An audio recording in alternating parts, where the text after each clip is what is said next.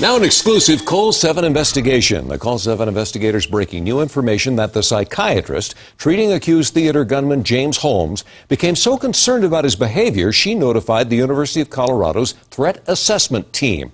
CALL7 investigator John Ferrugia joining us now. John, you learned that the psychiatrist's concerns actually came 6 weeks before the shooting. That's right, Mike. As you know, there are state and federal and local agencies working on this case, and sources familiar with the investigation say that it was in the first 10 days of June that Dr. Lynn Fenton, the psychiatrist treating James Holmes, contacted this team concerned that he could potentially harm others.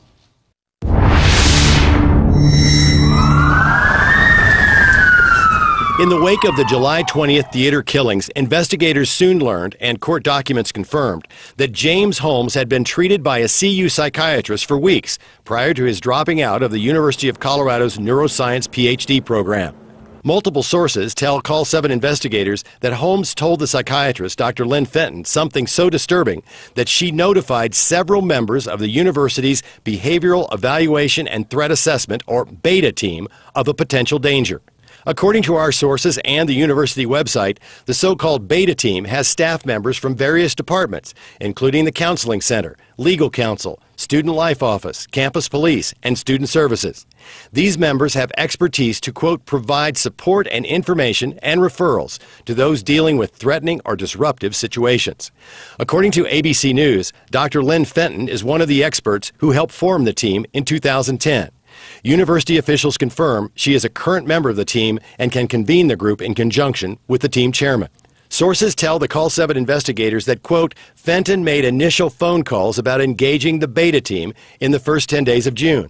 But the team never came together because James Holmes dropped out of school on June 10th after he failed a preliminary exam 3 days earlier. He initiated the paperwork on June 10th, and I may be speaking out of line, but it's my understanding he has not been back on campus or in the program since that time. The university now confirms that Holmes lost his access pass on June 12th. And sources say that when Holmes withdrew, BETA team members simply did not think they had any control over him. Multiple sources also confirm that no one at the university contacted Aurora police about Holmes prior to the theater killings. One source noting that while Fenton had serious concerns, there may not have been an immediate threat. Another source explained that it takes more than just statements, noting Holmes would have had to tell Dr. Fenton something specific before it would trigger a call to law enforcement. To the best of our knowledge at this point, we did everything that we think we should have done.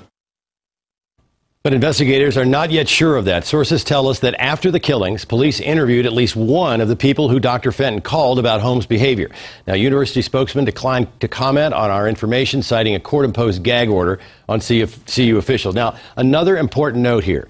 Even though the BETA team was never convened to deal with Holmes, we do not know whether Dr. Lynn Fenton continued to talk with Holmes after he dropped out or treat him, or whether she referred him to another psychiatrist. And we don't know what Holmes said